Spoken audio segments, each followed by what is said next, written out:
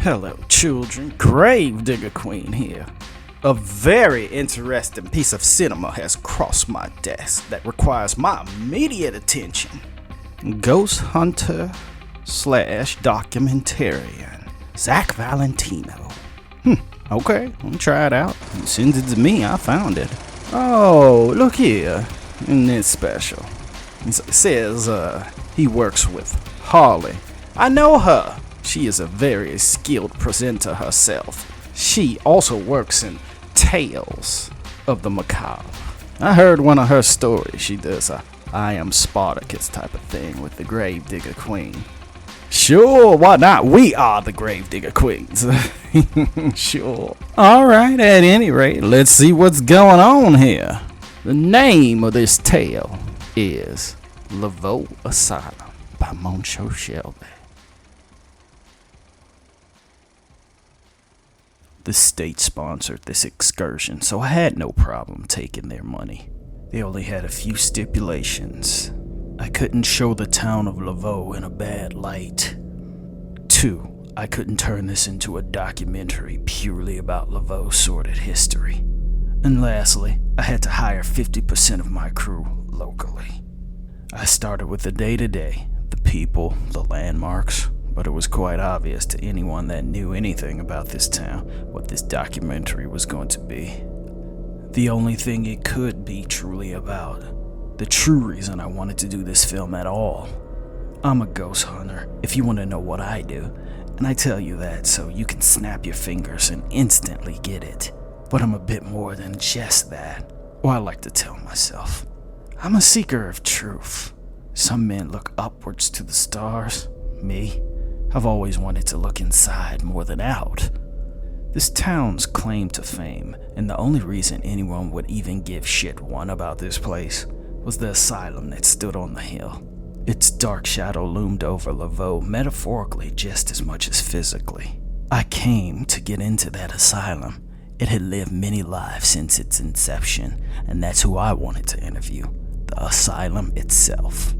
When I drove to Laveau, I got stuck in the mud more than a few times. I was told it wasn't uncommon. It wasn't until 2019 did the town even get a proper road, so in the wet season, you'd have better luck with a rowboat than a car. The asylum loomed over the quiet swamp settlement like a stern father. There was no structures that shadowed it in touch from the heights of its lonesome hill.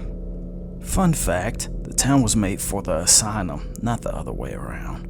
It had roots back to slavery, and before, hiding those unfortunate people who couldn't make it north. The difficulty to get here was the deterrent to recapturing those they lost. Later, it was used for more nefarious purposes as a hideout for criminals, becoming a haven for those looking to avoid the law's reach. Once civilization and industry became too big, it had to pivot again and find a way to become respectable. So, it became host to those that had lost their minds. Any patient that was too violent or too insane was pawned off into the middle of nowhere to never be heard from again. From there, its history became cloaked in mystery, and the stories have become that of myth and legend. But that's always how it is with people when left to our own devices. Without the eyes of the law or God, we always turn towards the dark. Maybe it's just a flaw in our design. I brought along Mark and Petra. I made it through film school with Mark, and Petra and I met ghost hunting. We linked up with our state-required crew, and they were Bill, Maisie, and Ray. They seemed nice enough. Ray and Maisie's only qualification was they had a podcast once, and Bill I picked because he said he used to work at the asylum. And if it was as haunted as they claimed it was, we may as well have someone who knew the history to talk us through. We met at the small town's one diner and had a meeting of the minds to merge our two teams. I introduced myself as Zach Valentino. I wouldn't say they were rude, but they were a bit suspicious of our motives, so we got very little conversation out of them at first. By the third day, we had exhausted all there was about the little town, and all that was left was the elephant in the room. I recall my first meaningful conversation with Bill the day before we were going to go to the asylum at the old diner. Why you want to go up there? Bill asked honestly, as if he himself were having reservations about going back. For the sake of the documentary, I said. Bill took time to think before he answered. Did you clear it with the administrator?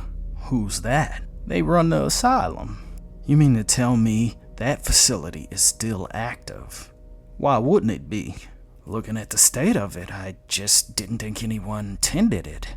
Oh, they tend it from time to time. Just nobody likes to be anywhere around there. You used to work there, Bill. What can you tell me? Don't befriend any of the inmates, and don't get lost. Things that get lost in there tend to stay lost. It's not a place where sane people should go. Probably not a good place for the insane either. Something's gonna reach out for you, and you best not listen. My crew and me flinched. Bill's account had us shaken, rattled, and even punked us, but not enough. We were excited to get up the hill. We circled the perimeter for usable shots. It was wild and unkempt with overgrowth. It was so neglected, it was easy to think no one was there. And if it weren't for Bill, I would have just assumed as much. On the backside of the asylum was a lagoon, which was clearly the last vestiges of the swamp before it was pushed back. Reptilian eyes glared at us. A congregation of prehistoric beasts stalked us hungrily, making no attempt to disguise their presence. They looked on as if waiting for something. Why are they looking at us like that? Petra asked shyly. Bill answered without hesitation. Gators don't forget. They looking to be fed. Somewhere along the line, people took to feeding them. We have a truce with them. Anything that touches that water is theirs, said Bill. I had quite a few more questions to ask, but I saved them for later, like how recently was this truce made, and how frequently were they fed. I didn't ask, purely because I didn't want to have Bill incriminating himself, confessing to something he may have needed to never be said. We had gotten enough outside shots, and I was looking to move inside. I wasn't sure if any of this was cleared by the Louisiana Board of Tourism, but if it wasn't, and the administrator said no, I didn't know what the fuck this movie was gonna look like. If I didn't get the go-ahead to film at the asylum, we were going to go as guerrilla as we had to and take the shots we needed. I needed to know what percentage of these outrageous stories were true, because if even 10% of what we heard was true, we were in for it.